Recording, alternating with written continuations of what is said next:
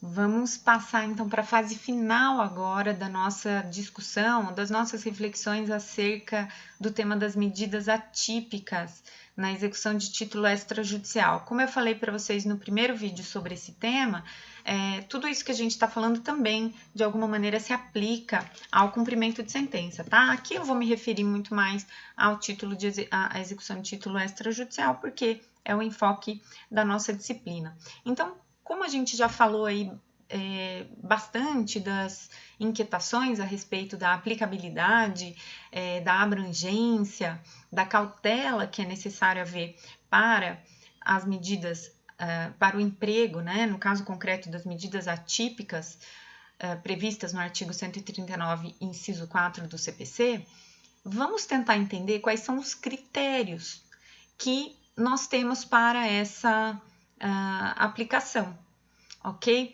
Importante dizer, em primeiro lugar, para vocês que os critérios que nós vamos conversar agora, eles não vêm, obviamente, na legislação. O legislador entendeu por bem não fazer isso, exatamente para dar uma margem mais ampla de atuação ao juiz, o que, por um outro lado, nós já falamos, lhe impõe um peso, né, de responsabilidade maior na sua atuação no caso concreto.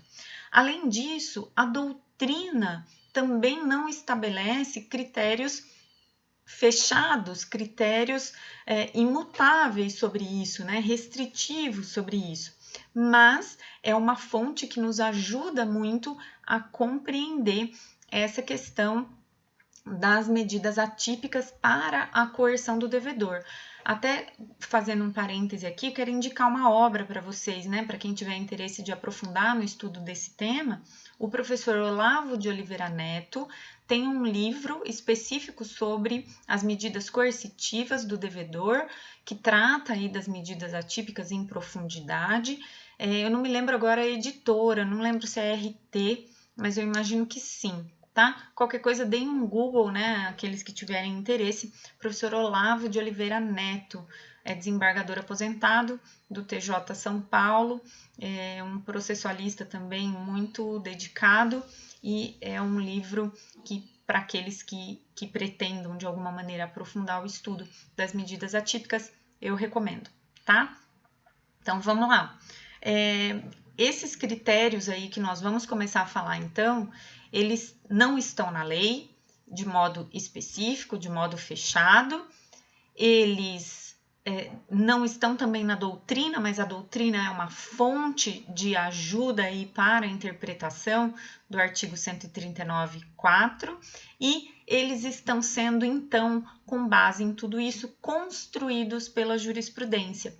E o STJ tem atuado bastante na identificação e construção aí desses critérios. E é disso que eu quero falar com vocês. Eu trouxe aqui, e está nos slides, tá? Vocês vão poder acompanhar, uma decisão também da ministra Nancy Andrighi, de 2019, abril de 2019, em que ela, né, foram as primeiras ocasiões que o STJ trabalhou com o tema das medidas atípicas e a ministra Nancy Andrighi, na terceira turma, juntamente, obviamente, com os demais ministros da terceira turma, trabalhou aí a identificação de alguns critérios. Eu quero ler aqui com vocês esse trecho da decisão para que vocês compreendam a ideia que o STJ estabeleceu nessa decisão, né? E que serviu de base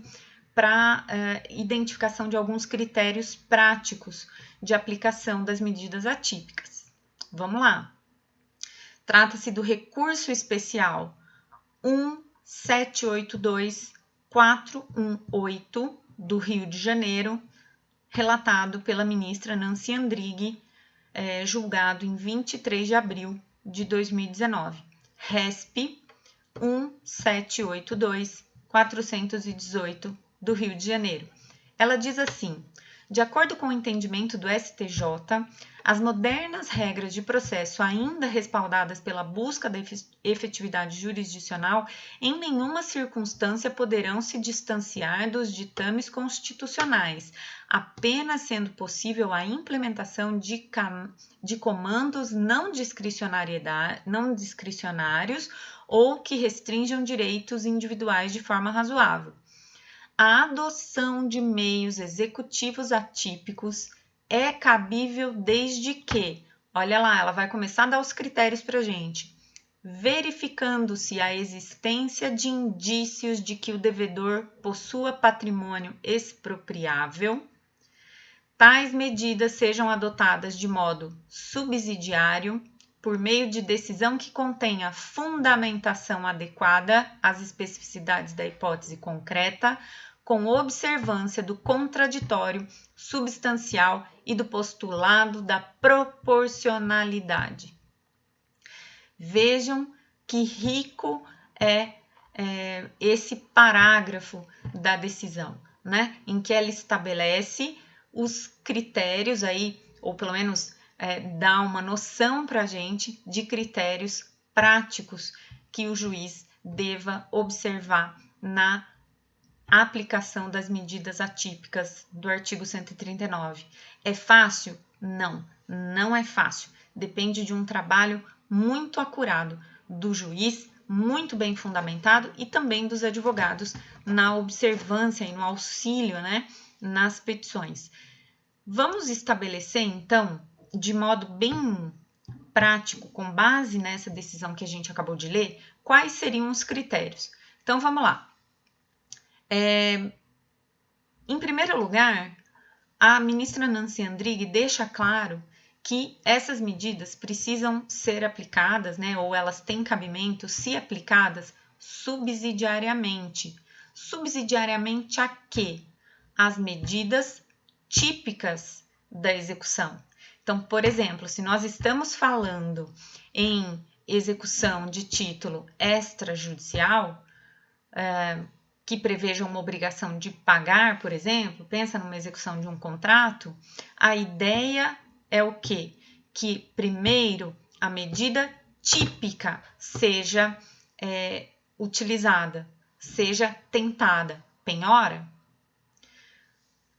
Se essas medidas típicas previstas no Código de Processo Civil para a satisfação da obrigação forem infrutíferas ou inviáveis no caso concreto, porque você, por exemplo, pesquisou bens do devedor de todas as formas possíveis, Bacenjude, Renajude, cartórios de imóveis, até tem gente que pede, né, às vezes, penhora de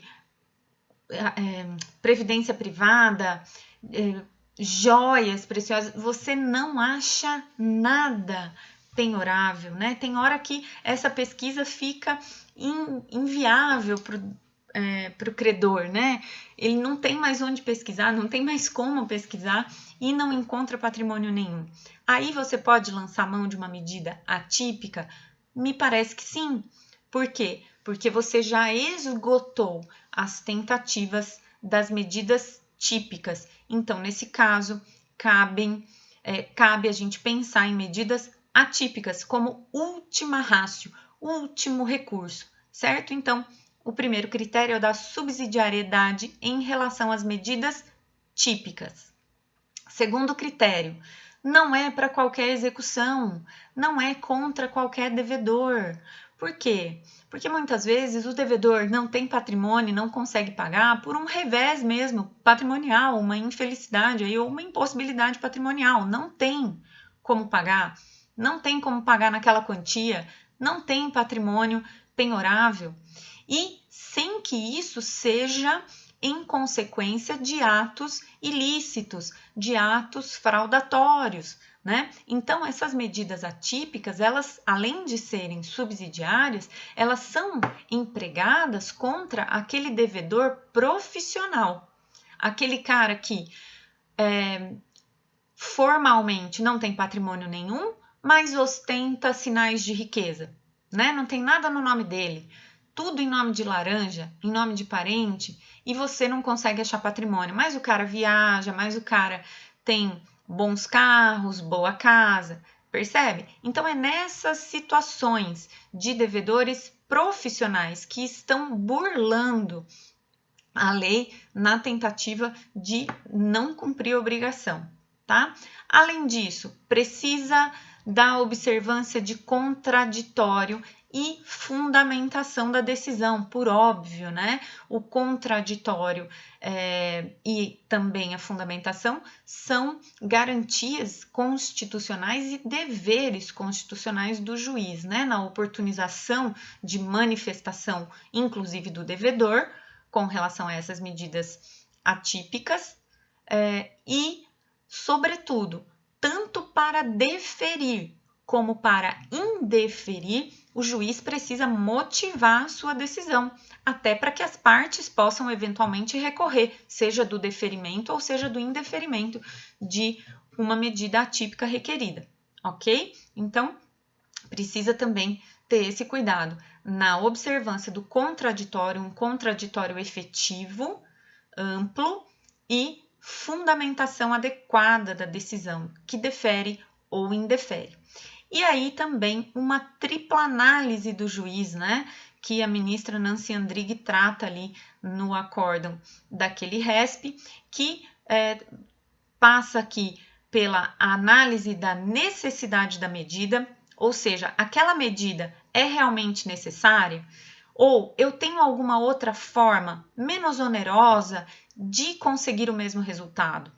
Se não houver, aí nós temos um ponto positivo para o uso das medidas atípicas, tá? Segunda análise que o juiz tem que fazer, essa medida é adequada, ou seja, eu vou alcançar o cumprimento da obrigação se eu suspender a CNH desse devedor? Ah, mas é um devedor que tem motorista.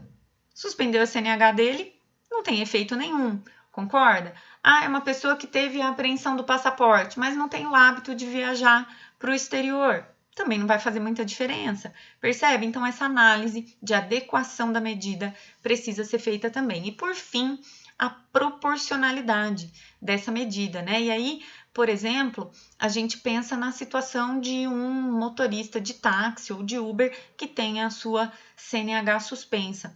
É proporcional essa medida? Não necessariamente, né? De pensar que ele pode ser prejudicado no seu sustento e aí eu vou criar um dano reverso a ele. Ao invés de forçá-lo a pagar, eu estou criando uma situação de maior prejuízo, que talvez até o impeça de pagar, caso ele fique sem renda, correto? Então, todas essas análises precisam ser feitas pelo juiz como critério para a concessão ou o indeferimento de medidas atípicas. E aí, olha só, depois que o STJ começou a se posicionar nesse sentido, trazendo à luz esses critérios que a gente mencionou aqui, o Tribunal de Justiça do Paraná também deu uma decisão agora em abril de 2020, bem interessante, já seguindo aí a ideia desses critérios. Eu trouxe para vocês aí nos slides e vou ler aqui um pedacinho. É inclusive uma decisão oriunda aqui de Londrina, tá? É um agravo de instrumento julgado no dia 6 de abril de 2020. Diz assim, no finalzinho ali da ementa: no caso, o exame do cumprimento de sentença demonstrou o esgotamento das medidas típicas de satisfação da pretensão, podendo então ser tomada medida subsidiária. A informação prestada pela oficiala de justiça quando do cumprimento do mandado de busca e apreensão do automóvel revelou, por sua vez, não só indícios da existência de patrimônio expropriável, mas principalmente de má-fé do agravado, que alienou o veículo que garantia o crédito, ou seja, lucrou com a venda do automóvel, porém não quitou o débito. Necessária, então, a tomada de medida mais drástica como forma de coerção indireta para garantir a satisfação do crédito, a fim de impedir que o agravado se beneficie da própria torpeza. Percebam, foi exatamente o que o STJ falou naquela decisão ali emblemática da ministra Nancy Andrighi, né, de 2019. Vejam, nós temos aqui um devedor profissional, né, que tem bens expropriáveis e mesmo assim estava burlando aí o cumprimento da obrigação, né, alienou inclusive o veículo que garantia o cumprimento da obrigação. Foram tentadas todas outras medidas para a satisfação do crédito, medidas típicas, tá? Possivelmente aí penhora, enfim, não com sucesso. E então o tribunal admitiu nessa situação a adoção de medidas atípicas mais drásticas, né? Justamente na intenção de exercer coerção sobre o devedor, para que ele não pudesse se manter nessa situação de má fé, ok? Então, bem interessante essa decisão recente do STJ, do TJ Paraná, bem recente, tá? Então, vamos encerrar esse vídeo por aqui e nós vamos fazer um último vídeo para falar rapidamente sobre... melhor, eu vou continuar aqui, a gente ainda tem uns minutinhos. Vamos falar sobre uma discussão bem importante que está no âmbito do STF, numa ação direta de inconstitucionalidade, número 5941. Eu coloquei aí um print dela no slide para vocês conhecerem, se tiverem curiosidade de acessar os materiais, né, as peças ali. E esta ação direta de inconstitucionalidade foi ajuizada pelo Partido dos Trabalhadores, questionando, dentre outros dispositivos do CPC, o artigo 139, inciso 4, né, que estabelece a possibilidade das medidas atípicas. Então, a ideia aqui dessa ação direta de inconstitucionalidade é a declaração justamente da inconstitucionalidade do artigo 139.4, que tem permitido a adoção dessas medidas de suspensão de passaporte, de CNH, impossibilidade de participação de processos licitatórios, de concurso público, né? Então, por que se entende que essas medidas, segundo a ação direta de inconstitucionalidade, violam direitos e garantias fundamentais do devedor? Essa ação direta de inconstitucionalidade está ainda para ser julgada, tá? Eu tive a curiosidade de acessar agora, antes de gravar essa aula para vocês, ela ainda está pendente de julgamento, mas logo depois aí do ajuizamento dela, já teve a manifestação da Procuradoria-Geral da República, né, da PGR, no sentido de dar provimento a essa ADIM, ok? Então, a Procuradoria-Geral da República é favorável à declaração de inconstitucionalidade do artigo 139, mas uma declaração de inconstitucionalidade para restringir a aplicação do 139, tá? Então, não é para retirar do CPC, mas é para restringir a aplicação dele a determinadas medidas, né, em relação a determinadas medidas, tá? Só